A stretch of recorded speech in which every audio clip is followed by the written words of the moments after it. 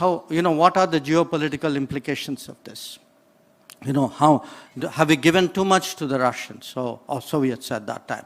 How does it change our strategy to bring the Pacific theater to a close? So the reason I sort of highlight that as an opening remark is really that, when we think today of competitive politics, sharper contradictions, I think we should be more and more cognizant that it's going to be driven by technology and also be visible or be reflected in the technology debates.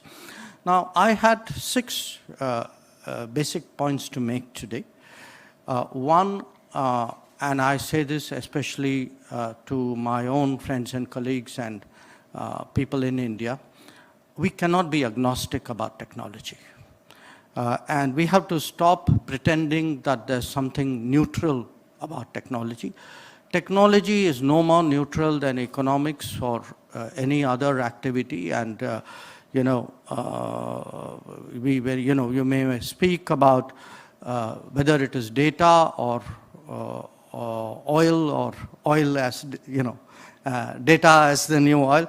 The fact is, more and more things are technologically driven, and we need to understand that there's a very strong political connotation which is inbuilt really into technology. I mean, orthodox way of looking at it would be to go into the world of export controls and technology controls, which is still very, very relevant. In fact, in the last few weeks and months, it has become even more so.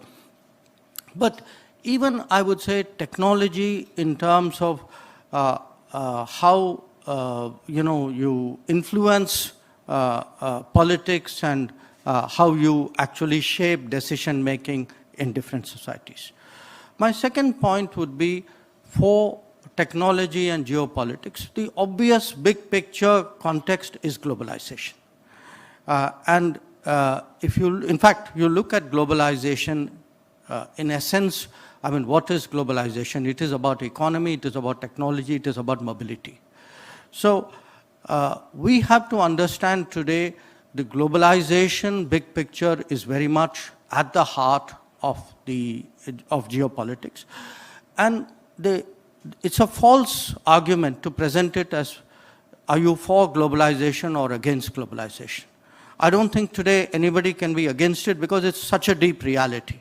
I think the right argument is, are you for collaborative globalization, or are you for a globalization model which allows domination by a few players? And so how flat, or in a sense, and how broad is your globalization model?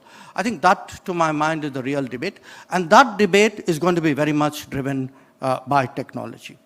And therefore, to my mind, neither technology nor globalization should be considered really economic issues. I think they're very strategic issues.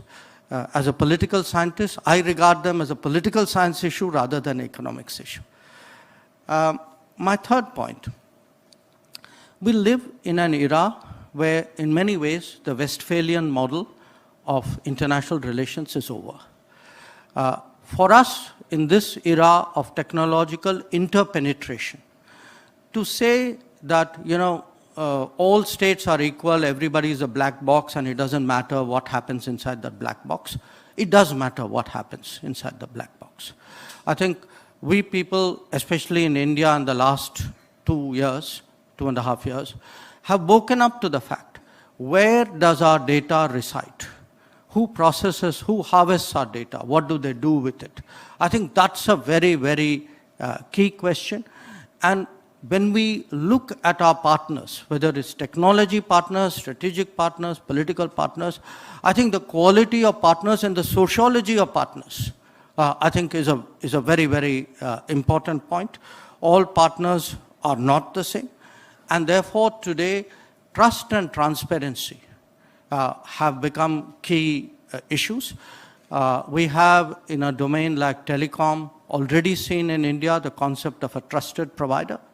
I think in the digital side, we are going to hear more and more the concept of trusted geographies.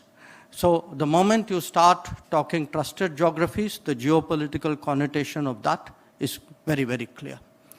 My fourth point, just as the Westphalian model has started to become less relevant, obviously when it comes to supply chains, the Nagoya model has also started, I think, to become less relevant. Between COVID, conflict, and climate change, just in time is just too risky. So the world, and I think particularly large countries with deep interests, are actually moving to a just-in-case approach rather than a just-in-time approach. And a lot of economic choices and technology choices are going to be driven by a just-in-case approach. So if you actually have resilience and reliability in supply chains, and you have trust and transparency when it comes to data, I would suggest if you add these two concepts up, you're going to, the outcome you're going to get is a very different geopolitical outcome than it used to be before. The fifth point I would make is regarding India itself. Our sense of technology in the past has been very narrow, and I speak here particularly from a governmental perspective. Typically, if you ask people in government, what's your sense of strategic technologies, they would say, well, defense, nuclear, space. I think that's like 50 years out of date.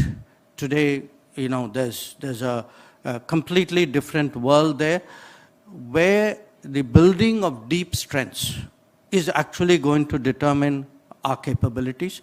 So to my mind, in a way, what we in India call Atmanirbhar Bharat, which is like a self-reliant India, you can say a kind of an economic strategic autonomy. That is today going to be key for global rebalancing. That big players are going to consciously strive to be technologically more, I don't want to be self-sufficient, but technologically more capable in order for rebalancing to actually take place. And finally, geopolitics ultimately does come down to partners and choices and with whom do you have what relationship of what consequence. There are different ways you can slice up multipolarity. You can look at multipolarity, who are your key partners politically? Who are your key partners in trade? Who are your key partners in energy? And the answer will always be very different. So when it comes to technology, because technology is going to be a key criteria today, I would say our key partners, and this is an Indian view, this is my view of what should be India's view, which is, I feel, who gives us access, number one, who is our collaborator, and who is our market. To my, to my view, these should be the criteria of, which direction the needle should move.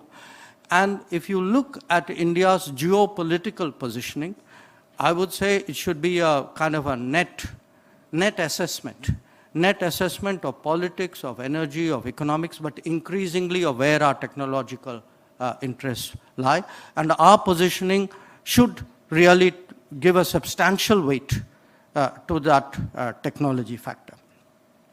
So let me just conclude by saying that when we speak about the rise of India, the rise of India is deeply linked to the rise of Indian technology. I think Rudra spoke about semiconductors. It could be semiconductors, it could be 5G and onwards. It could be AI, it could be more commercial space launches and satellite fabrication. But in the world that we are in today, I would still say there might be greater disorder under the heavens, but there is more opportunity in that disorder. So once again, thank you all for being here this morning, and it's a great pleasure to speak to you.